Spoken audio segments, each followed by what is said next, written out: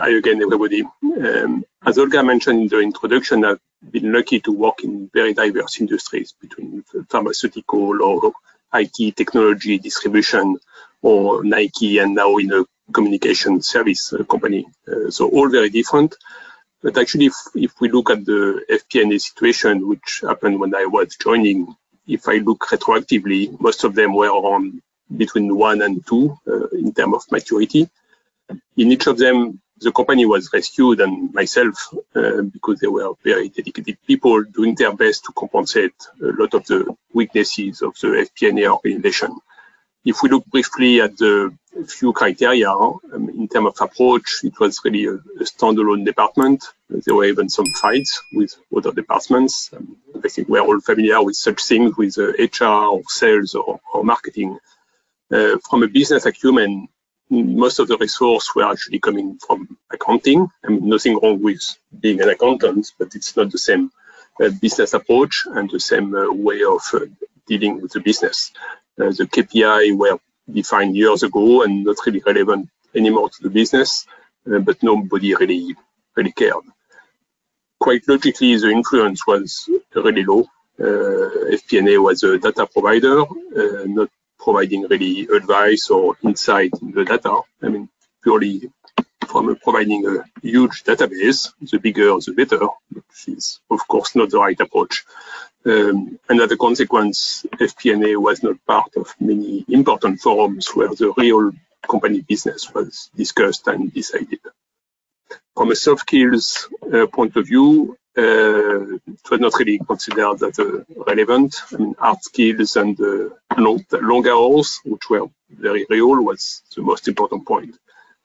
Analytics was usually retroactive or reactive. When you look at the prior year, 6 months later, I mean, nobody cares anymore, even if you spend a lot of time, and that's a lot of frustration.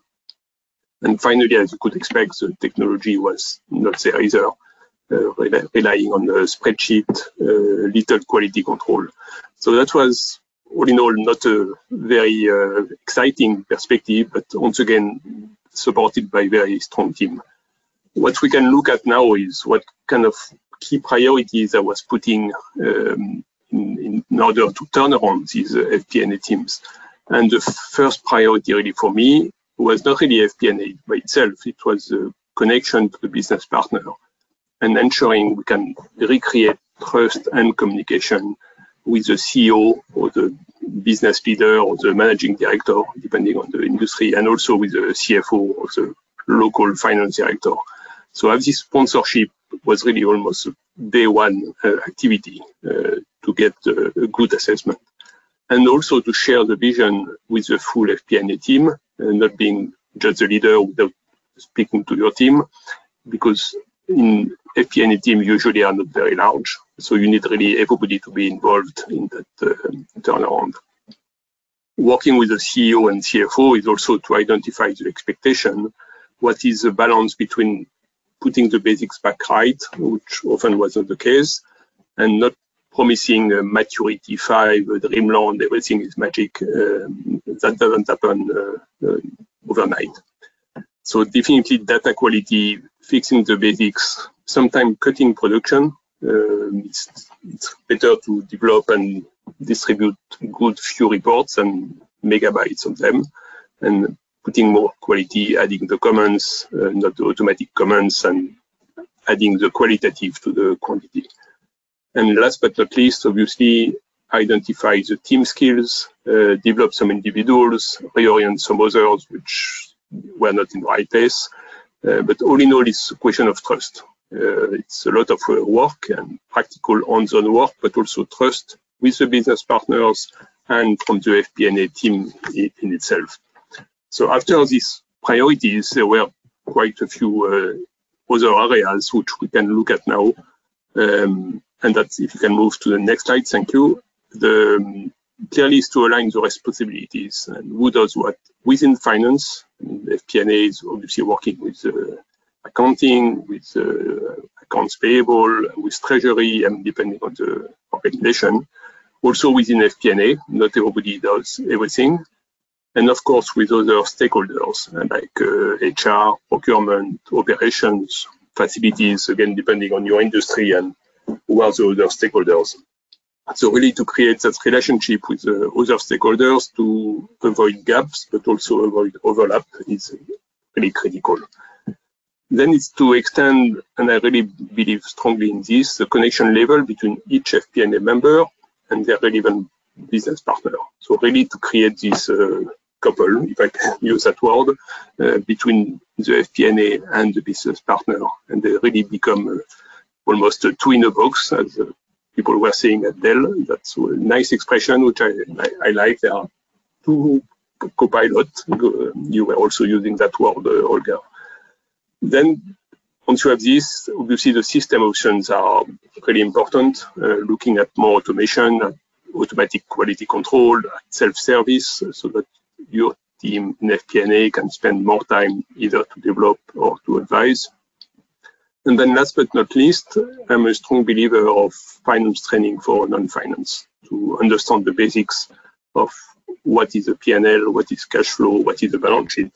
And it's always amazing to see how far some people can be from what we consider as just basics. I mean, which I would not state here, but just a difference between cash and P&L that seems obvious for all of us. It is definitely not for everybody. So that's a big of work, but it always pays afterward because it's raising question and it's creating the trust, which is really important. But overall, building the infrastructure of the systems, of the teams, and ensuring there is this network, this web, we can almost say, of FP&A around the organization with the business partners, with the stakeholders, is really important.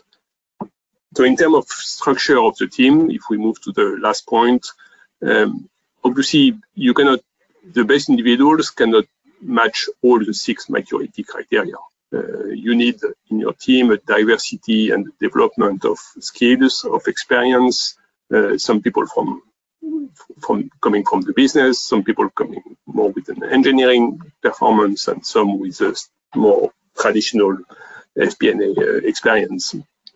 Obviously, you will need some people who are more analytical, who like to play in the system, and they will also, that's also a way to have in-house, meaning in the team, some strong IT skills.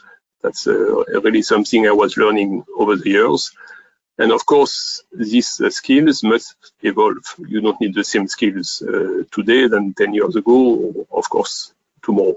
With AI and all the development, you need to have your skills, the skills of your team evolving.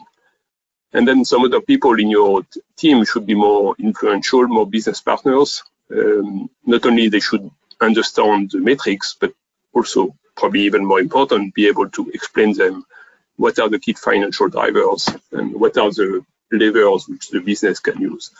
So clearly matching the skill set with the maturity and the evolution of your maturity is something which is really, really critical.